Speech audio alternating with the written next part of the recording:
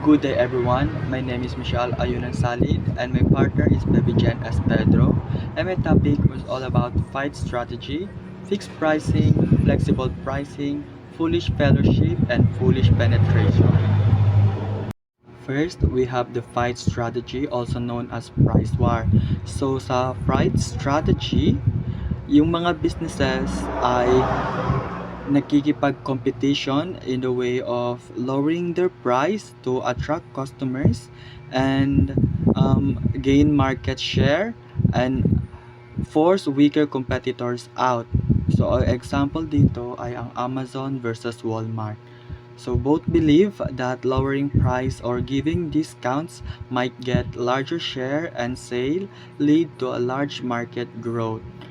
So, yung Amazon is nag-introduce siya ng sold by Amazon, which means that getting a discount pairing to other product to gain the discount. So, kapag daw bumili ka ng isang product nila at di-partner mo siya sa isang product na isasali mo bibilhin, magkakaroon ka ng discount. So, yun yung strategy ng Amazon. So, ang strategy naman ng Walmart ay ang buy box. So, temporarily lowering price consumer pay for some item on its marketplace. So, sa Walmart is nagbigay sila ng mga discounts sa selected items na pwede mong makuha in a very low price but a good quality. So, at this case, ang Walmart at ang Amazon ay nagkakaroon ng fight strategy. Next is fixed pricing where a product or service has set or unchanging price. So, ito na yung strategy ng mga businesses na kung saan yung kanilang price ay nakastick lamang at hindi na binago since pag-launch ng product. So, sa books po, ang example nito ay ang Ariel's Lomi House, which is popular in Batangas area. So, nag-offer sila ng 40 pesos, 50 pesos, and 60 pesos serving of Lomi. So, sa kanilang pricing, ang 40, 50, at 60 ang kanilang fixed pricing. So, ang pinakamahal nila na Lomi is nasa 60 pesos. So, sa ganitong pricing ay sinasabi nila na hindi naman sila nalulugi dahil mabenta pa rin ang kanilang Lomi kasi nga ito ay affordable. So, naniniwala rin sila na hindi lamang sa price nagkakaroon ng popularity ang isang business, kundi sa having a good service and relaxing ambience. The third one is the flexible pricing. So, pag sinabing flexible pricing, ito yung mga prices na kung saan nakadepende sa customer segment or let's say flexible for everyone. So, ang example sa books ay ang PBA ticket selling.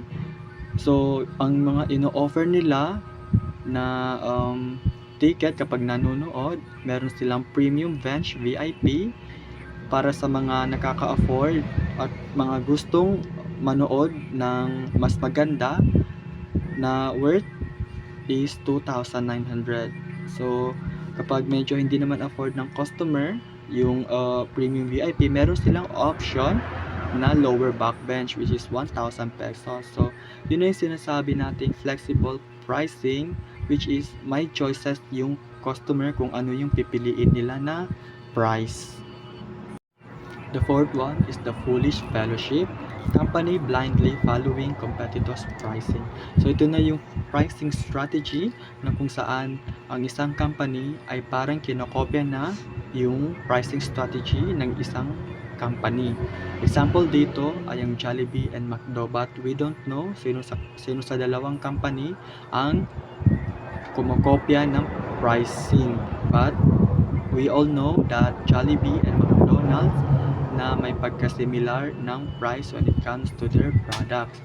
So, may mga ino-offer sila na value meal na kung saan same din sa Jollibee ang price at ang quality ng product.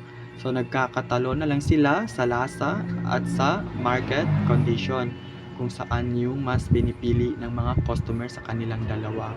But overall, nagkakaroon sila ng foolish fellowship because of similar pricing. So the last one is the foolish penetration, also known as penetration pricing, sometimes called foolish by critics because of low or zero profit at the start. So ito na yung mga pricing strategy ng mga businesses na kung saan kapag nag-launch sila ng bagong product, ay bibigyan nila ito ng pinakamurang price even though wala na silang ma-sale, basta mabenta lang yung kanilang price at magkaroon agad ng market share at makaakit ng mga customers. So, number one example dito ay ang Netflix. They offered a very low subscription fees and even free trial to attract user at the beginning. So, kapag, di ba sa Netflix, may bago tayong account. So, kapag may bago tayong account, bibigyan tayo ng Netflix ng mga free subscription at at the beginning. So, for example, meron tayong free trial na 3 days. So, after 3 days na free trial, doon na magkakaroon ng bayad. Kapag naubos na yung free trial, o kapag gusto natin manood ulit, ay meron na tayong babayaran na subscription. So, yun na yung kanilang technique na kung saan magbigay mo na sila ng free bago tayo babayad ng malaki sa next purchase natin. And that should be all for my report. Thank you so much. Okay, so good day everyone. I am Baby Jen S. Pedro, the secondary reporter, and my partner is Michelle Salid Ayunan. So the topic that I will be discussing today is about the pricing strategies that many companies uses. So the first one is generic strategy, second is geographic pricing, third is going rate pricing, fourth is high-low pricing, and fifth is horizontal price fixing. So the first one is generic strategy. So generic strategy is a general approach companies use to gain a competitive advantage in the market. So yung generic strategies is ito yung ginagamit ng companies to approach other companies to gain a competitive advantage. Like we have here the example, the Tesco and SM. So, Tesco partner with SM here in the Philippines. So, yung Tesco in the UK is nakipag-partner dito sa SM in the Philippines para i-produce yung kanilang product. So, Tesco offered Tesco Everyday Value, which is ang product nila is like beverages, snacks, condiments, and so on. So, marami pa silang product. So, nakipag-partner siya sa SM here in the Philippines para ma-produce ng SM yung kanilang product, which is affordable ang kanilang product that equivalent to the SM product line. So, yun yung competitive advantage ng Tesco. So, that is the strategy na ginamit ng Tesco para makagain ng competitive advantage. We have here another example, the McDonald's. So, McDonald's primary generic strategy is low-cost leadership. So, McDonald's naman is, ang primary generic strategy nila is yung low-cost leadership. So, yung low-cost leadership is like, binababaan or pinapababa nila yung presyo nila sa gastos and para makaproduce ng mas murang product. Like yung cost of production nila is pinapababa nila para mas makaproduce sila ng mas murang product. So, McDonald's also have the secondary strategy. Ang secondary strategy nila is yung broad differentiation. So, yung broad differentiation is like ginagawa nilang unique and kakaiba yung product nila para hindi madaling magaya ng other competitors like Arby's. So, yung example ng product nila is like McCafe. So, yung McCafe nila is hindi basta-bastang na nagagaya ng ibang competitors.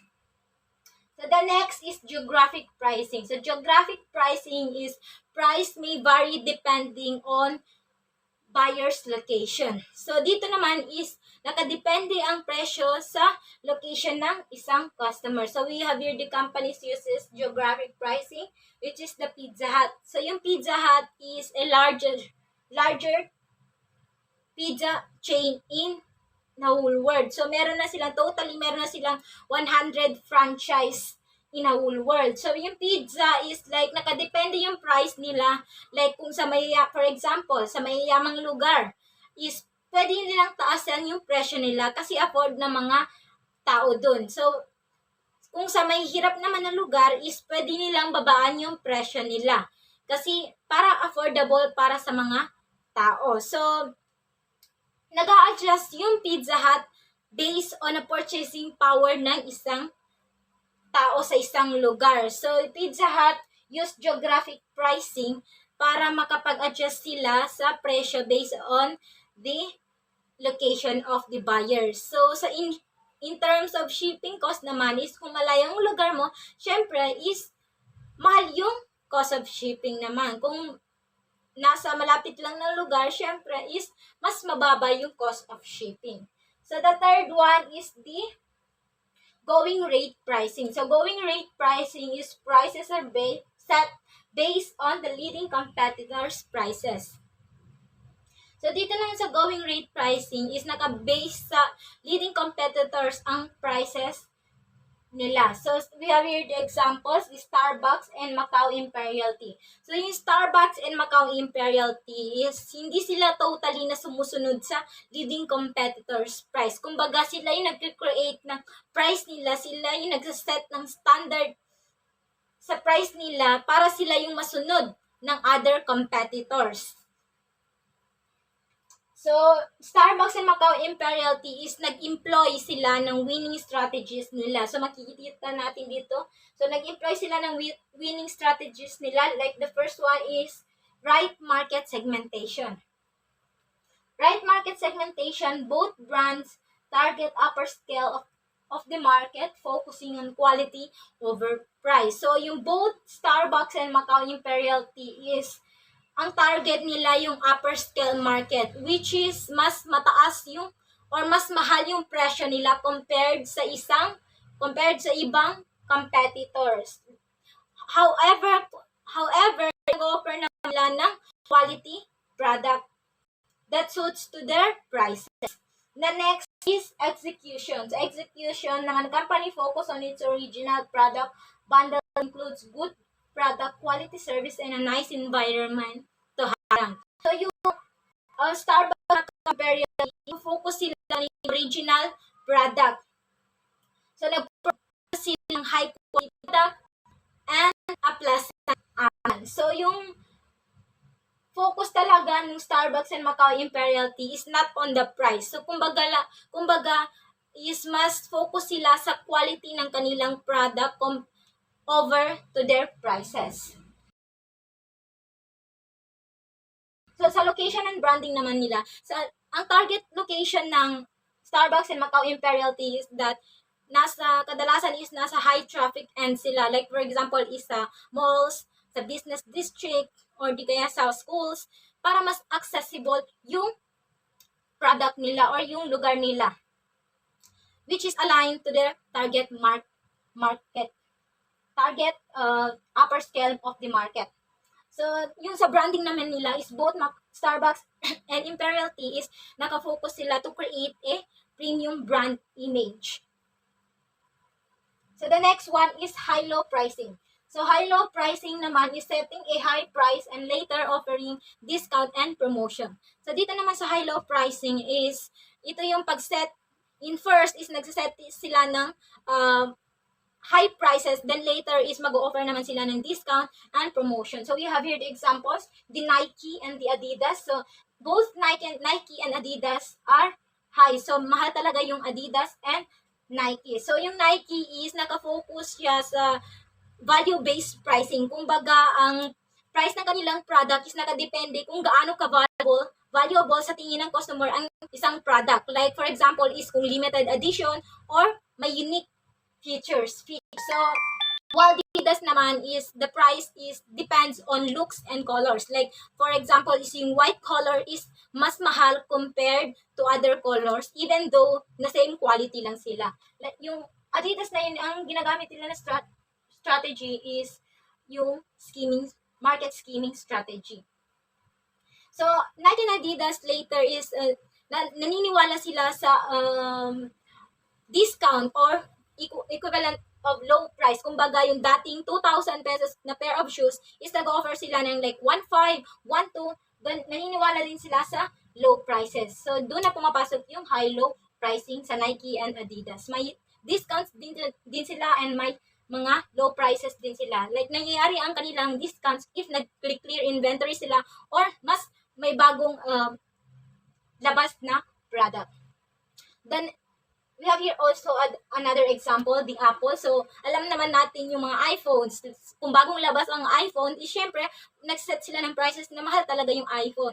Pero habang tumatagal is bumababa yung presyo ng iPhone, especially kung may bagong labas. Like, di ba nung una, ang pinakamahal nila na phone is like iPhone 16. So, nung paglabas ng iPhone 17 is bumaba na yung presyo ng iPhone 16. So, pricing. The last one is horizontal price fixing. So, horizontal price fixing naman, it occurs when two or more companies conspire to set prices or control prices in the market. So, dito naman is, ito yung mga companies na nakikipagsabuatan sa kanilang competitors para mag-set ng price. Like, for example, is yung Apple and Samsung is nagkasundo sila na taasan nila yung presyo ng kanilang mga phones. Like, for example, another example is that sa mga gasoline station, di ba nangyayari yan minsan? Minsan, nagkakasundo sila para iset yung prices, like kung tataasan nila or bababaan nila. So, nawawala dito yung mga pagiging competitive nila. So, nagkakasundo sila. So, horizontal price fixing is actually so bawal, hindi parang bawal. So, bawal talaga yung ginagawa nilang pagkakasundo about sa pag-fix ng mga prices kasi hindi sila sumusunod sa supply and demand or sa prices, regular prices na dapat in the market. So, that's all for my part. Thank you.